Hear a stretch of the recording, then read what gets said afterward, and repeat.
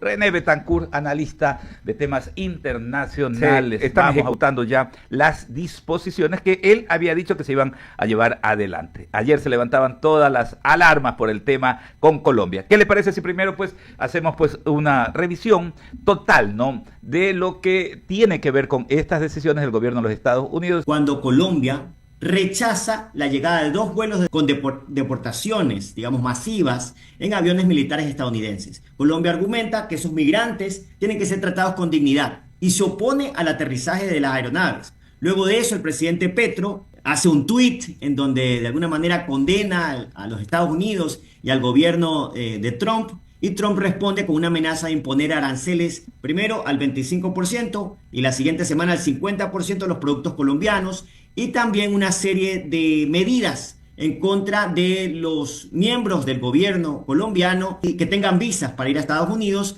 y una serie de aumento de inspecciones por parte de la Oficina de Aduanas y Protección Fronteriza de Estados Unidos a los viajeros colombianos, ¿no? Luego el presidente Petro depone de su posición y acepta a estos aviones que venían con las deportaciones de colombianos. Entonces vemos que el presidente Trump desde el día 1 está haciendo lo que prometió en campaña, y vemos cómo con una agilidad, digamos, de admirar la parte de la agilidad, no la parte de las medidas, comienza con estas deportaciones. Y los colombianos se vuelven de alguna manera, digamos, el chivo expiatorio tal vez, o la muestra para todos los países de la región de lo que puede hacer Trump y el gobierno de Estados Unidos. Categórico. Tal vez también preguntarle lo que tiene que ver con la utilización de las redes sociales de parte de los mandatarios.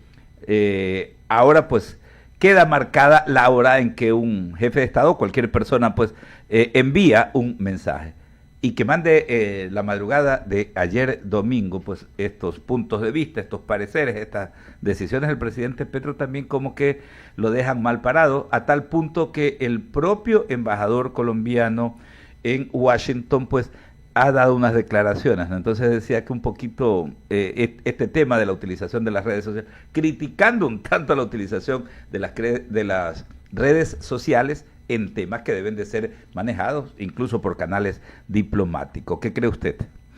El manejo de las redes sociales o el abuso de las redes sociales, ¿no?, para obtener ciertos réditos políticos es clave en el análisis de este problema. Particularmente me quisiera concentrar en la respuesta de Petro a Trump, la cual me parece una respuesta demasiado irresponsable, una respuesta contraproducente, ya que Petro, en lugar de centrarse en soluciones constructivas, se entrega a una confrontación innecesaria y utiliza una retórica común, digamos, entre los grupos revolucionarios, socialistas, una retórica polarizadora que definitivamente no favorece a Colombia ni tampoco mejora las relaciones internacionales entre Colombia y Estados Unidos. Todo lo contrario, decide Petro atacar personalmente a Trump, hacer comparaciones históricas que son desmesuradas, desviando la atención de los problemas reales.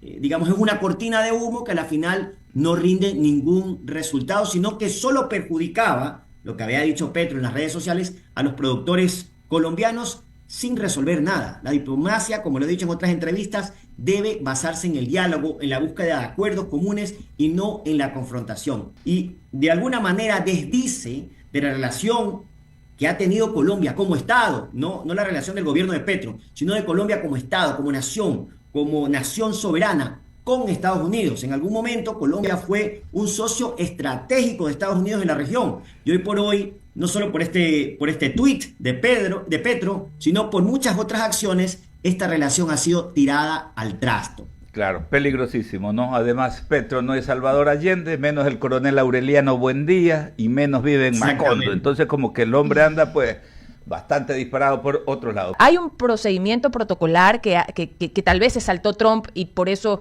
la respuesta de Petro.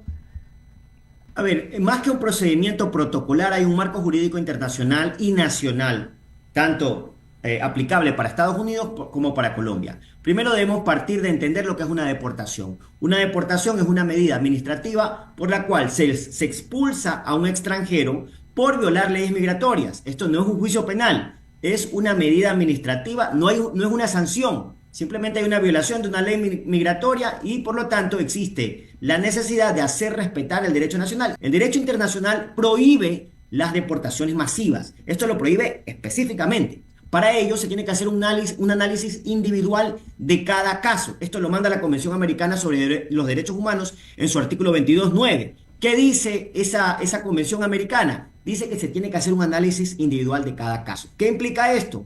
No se puede deportar por el simple hecho de pertenecer a una nacionalidad, en este caso colombiana, sino que se tiene que hacer un análisis de cada persona. Por ejemplo, esa persona está sufriendo persecución política, existen riesgos contra su vida si es regresada a su país de origen.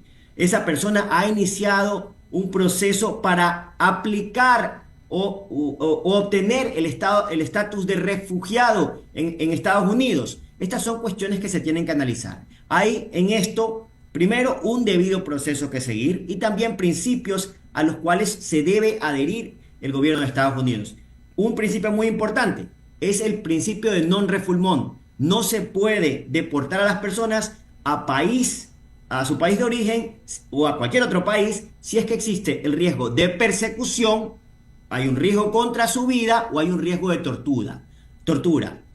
Toda persona deportada tiene que tener derecho a ser escuchado, tiene que tener derecho a un debido proceso, y esto también lo dice en el Pacto Internacional de los Derechos Civiles y Políticos. Cuando el presidente Petro se queja de estas deportaciones de colombianos, él dice que no son llevadas adelante con dignidad. Y precisamente la dignidad es un principio que también tiene que ser respetado en las deportaciones. Estas deportaciones tienen que respetar la dignidad humana. Y pueden ver que en las deportaciones las personas van esposadas como si fueran criminales y viajan en un avión militar, lo cual es considerado por el gobierno de Colombia como un trato no digno para sus connacionales, ¿no? Entonces tenemos no deportaciones masivas, tal vez el uso de aeronaves militares, las personas siendo esposadas no es un trato digno que están recibiendo, lo cual ha sido considerado por Colombia como un trato ilegal y de esa manera rechaza los vuelos de deportados, pero esto también, digamos, no es una acción que ha sido bien recibida en Colombia, puesto que esos vuelos traen a nacionales y ningún nacional puede ser rechazado por su país de origen, ¿no? Eso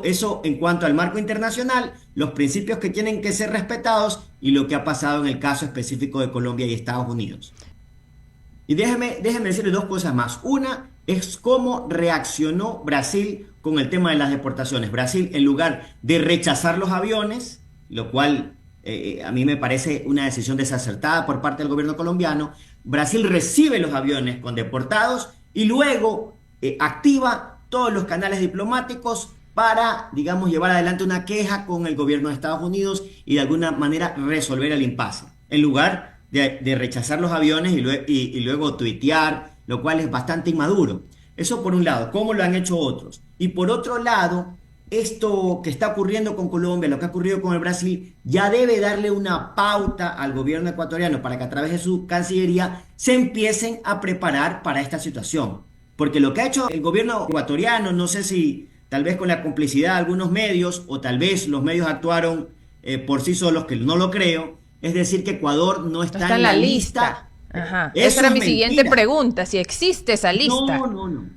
Trump ha dicho, todos los latinoamericanos, no ha dicho ilegales, que estén indocumentados, que hayan violado leyes de migración, ¿no? Que hayan cometido delitos, ¿no? Eso es lo que ha dicho Trump. No ha dicho nunca Trump, Ecuador no está en esa lista, ¿no? Entonces, es ridículo pensar que nos vamos a salvar de esto. Claro. No, Ecuador tiene que comenzar a prepararse, porque Ecuador es un país de origen, tránsito y destino de migrantes, ¿no?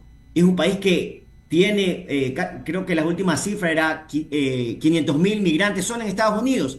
Entonces tiene que adoptar inmediatamente un enfoque integral para poder enfrentar este desafío. Y este enfoque integral tiene que combinar diplomacia, diálogo internacional, no solo con Estados Unidos, sino con otras naciones que tal vez sirvan de tránsito para que los ecuatorianos que son deportados a Estados Unidos lleguen a Ecuador. Tiene que definitivamente tener medidas para proteger a los migrantes ecuatorianos en el exterior. Estas medidas pueden ser a través de una red consular que ofrezca protección legal a esos migrantes en todos los consulados ecuatorianos en Estados Unidos y embajadas. Tiene que definitivamente tratar de alcanzar acuerdos bilaterales para movilidad segura y también acuerdos regionales para movilidad segura en materia de migración regional, en materia de movilidad laboral, en materia de reintegración. La verdad es que yo no he visto a la Cancillería hablar de nada de esto, porque ahorita estamos envueltos en una campaña electoral. Claro. Y en todo caso, tiene que desarrollar oportunidades para poder combatir las causas de la migración. Es decir, si no se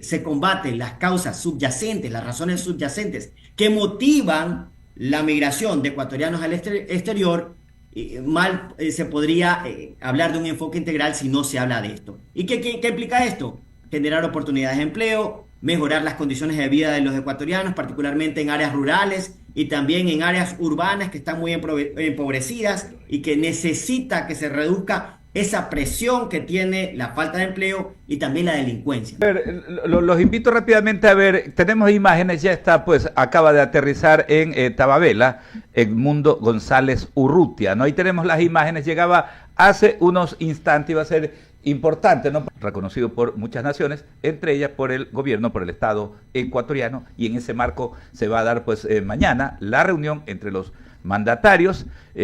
Luego de esto, René tiene previsto cruzar hasta Perú. ¿Qué lectura le podemos dar precisamente a este encuentro que van a tener los jefes de Estado, René? No me queda más que darle la bienvenida al presidente electo de Venezuela, enviarle un abrazo fraterno desde acá de Ecuador, ¿no? Espero que todas las reuniones sean productivas y que de alguna manera pueda lograr alianzas en esa lid que está peleando por hacer respetar los derechos de los venezolanos en todo el mundo que se han pronunciado a favor de la democracia, eligiéndolo a él. No.